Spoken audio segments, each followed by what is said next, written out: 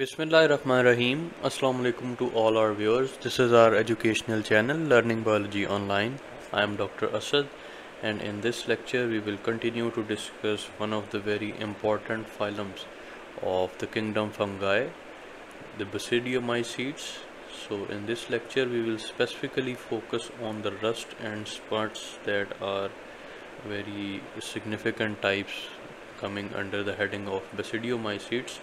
We will discuss their structure, and we will also highlight the life cycle of smuts as it is very significant in causing certain diseases in different sorts of plants. So by the end of this lecture you should be able to describe the structure of the smuts, explain how they cause disease specifically in wheat crop, and then we will also describe how their spores they are carried from one place to another through different mediums. We will also highlight what are rusts and what is their significance. So we will start off with smuts. Their scientific name is Ustilago tritici, and they are basically parasitic fungi जिनकी obviously general features हम already discuss कर चुके हैं. ठीक है, they are multicellular in nature, and also they have thick walled and very resistant spores. They are dusty dark in appearance. ठीक है, black से इनका कलर होते हैं, grey to black इनके जो है वो coloration exist करती है. ठीक है, so that is why they are known to have a dusty dark appearance, and the spores they are known as the teleospores. ठीक है, इसके अलावा जो इनके हाइफाज होते हैं दे आर ऑल्सो सेप्टेट. तो जैसे कि हमने ऑलरेडी जब पैरासिटिक फंगाई के जनरल फीचर्स पढ़े थे तो उसमें हमने यही पढ़ा था कि इनकी जो हाइफा की मॉडिफाइड एक्सटेंशंस होती हैं that have haustoria that help them in attachment to any plant to from which where they are going to gain their nutrition. ठीक है, तो यही एक कॉमन फीचर्स आपको नज़र आएंगे इसमें भी. only thing is very important is that their appearance, that is they are dark black to grayish black in color, thick walled and resistant spores. ठीक है, and the spores are known as the teleospores. So you can see the diagram over here. Mostly they are causing disease to the wheat crop. और यहाँ पे भी आप यही चीज़ देखेंगे कि एक नॉर्मल और एक जो डिजीज्ड wheat crop है उसमें हमें डिफरेंस शो हो रहा है. ठीक है, so this is how the normal wheat crop it looks like when it has grown completely. ठीक है, तो ये इसका फ्रूट बॉडी वाला कंपोनेंट. इसी तरह से ये जो हमारे पास स्मट्स हैं known as the Ustilago tritici, this is how they cause the disease. और इसकी वजह से यहाँ पे आप जो स्पोर्स देख रहे हैं ब्लैक से कलर के, जिन्होंने वीट के बेसिकली फ्रूट सेक्शन को रिप्लेस कर दिया. ठीक है, इन्होंने अपने यहाँ पे स्पोर्स बना लिए. ठीक है, अब जितना ये ग्रो करेगा उतना ही बजाय कि नॉर्मल जो है वो वीट ग्रो करे, there will be growth of this black spores. ठीक है, जो कि फर्दर आगे जाके थ्रू डिफरेंट मीडियम विंड और इंसेक्ट्स और एयर, ठीक है, या वाटर के थ्रू ये स्प्रेड करेंगे.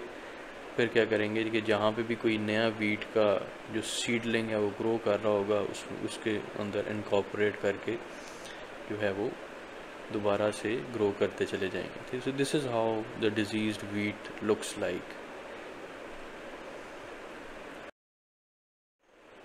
Now we will start off with the disease cycle of wheat that is caused by loose smuts.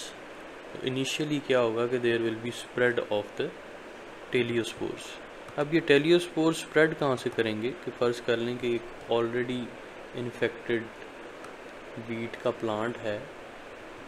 ठीक है, अब वीट के ऊपर जो अभी हमने लास्ट डायग्राम कवर की थी उसमें इस तरह के कुछ सीड लाइक स्ट्रक्चर्स होते हैं जिसको कि हम कर्नेल्स कहते हैं. ठीक है, तो ये बेसिकली इन्फेक्ट हो जाते हैं.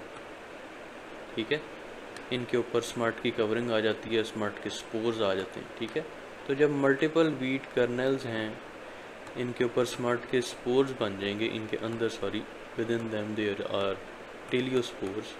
तो क्या होगा कि जब भी इनकी मेम्ब्रेन बस्ट होगी तो उससे स्पोर्स जो हैं वो स्प्रेड आउट करेंगे, ठीक है। Those dusty black spores they will spread, ठीक है। अब जब ये स्प्रेड करते हैं dusty spores known as the teliospores of the smuts, they will move towards the any healthy plant that is present in their surrounding through obviously air, wind or any other medium या insect के through, ठीक है। तो कोई भी surrounding जो healthy plant होगा and specifically that plant that consists of the flower ovary, ठीक है, that is obviously the female plant, तो ये उसके जो ओवरी सेल है उसमें स्पोर जाके जो है वो अपने आप को इनकॉर्पोरेट कर लेता है, ठीक है।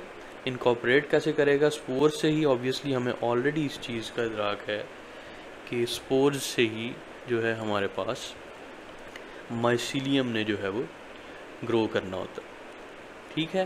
तो यहाँ से हमने स्टार्ट किया था कि जो कर्नेल है that is the seed of the wheat plant, वहाँ से स्पोर्स निकलेंगे, ठीक है, आफ्टर द बस्टिंग, क्योंकि डैमेज होगा कर्नल की जो surface membrane है, obviously there it will burst, cause the spread of the telospores, surrounding में spread करेगा and finally it will reach the ovary of the flower of a healthy plant, ठीक है। तो once ये spores इसकी ovary में incorporate हो जाएंगे तो क्या होगा कि अब वो जो spores हैं they will cause the growth of their mycelium, ठीक है, within the developing embryo of that plant, ठीक है।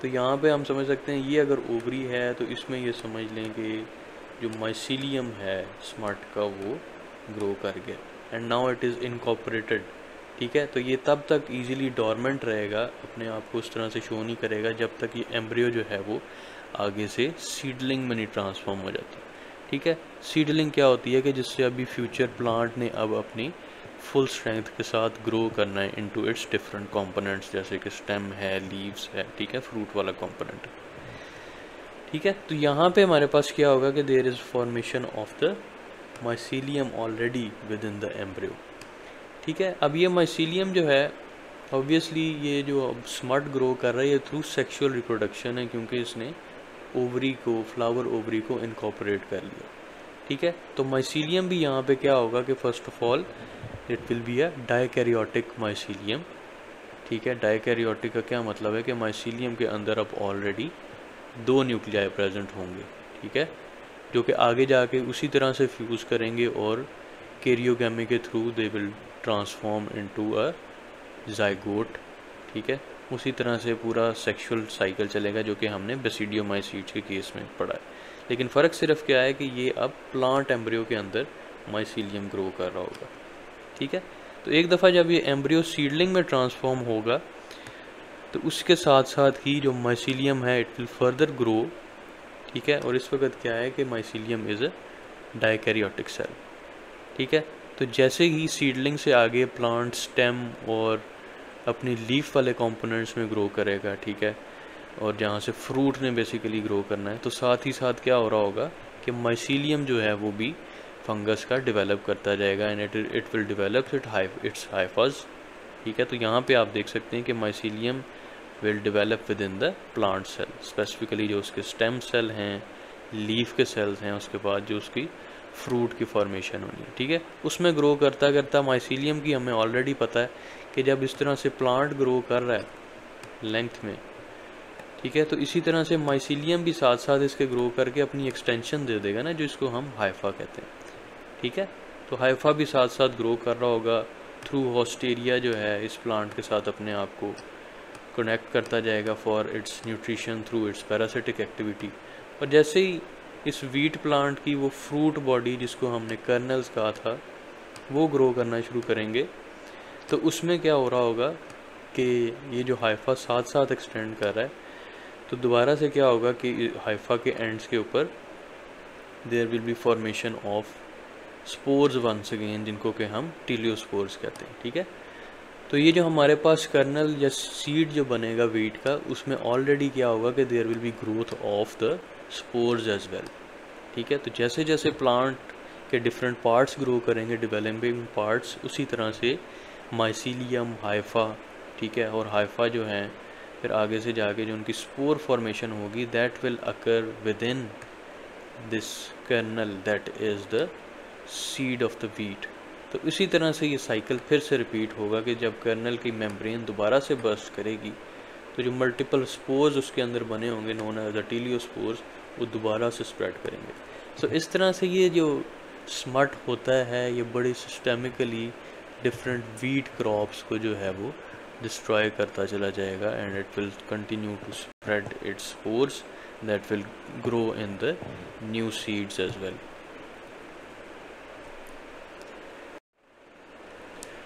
Lastly, we come to the rusts that are also known as the Puccinia species. So इनकी जो coloration है as compared to the smuts that is orange yellow in color wherever they are found, किसी भी plant surface पे हैं किसी भी दूसरा metallic surface पे भी ये अगर fungus ये rust grow करती है specifically that is a fungus, so that is going to be appear orange to yellow in color on that particular surface.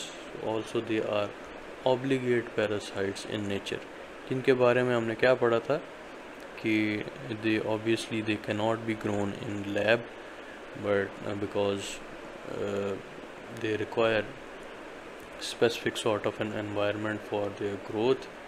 तो जो इनकी life cycle है that strictly requires specific environment for their growth. So आप देख सकते हैं कि their spores are also brick red in color. ठीक है, obligate और facultative का जो difference है वो already हमने अपनी previous video में cover किया था, तो वहाँ पे आप देख सकते हैं जाके कि how these obligate and facultative parasites they are different from each other. लेकिन इनकी जो appearance है in comparison to the smuts that is they have brick red spores, they appear to be orange to yellow in color on that particular surface wherever they are going to grow.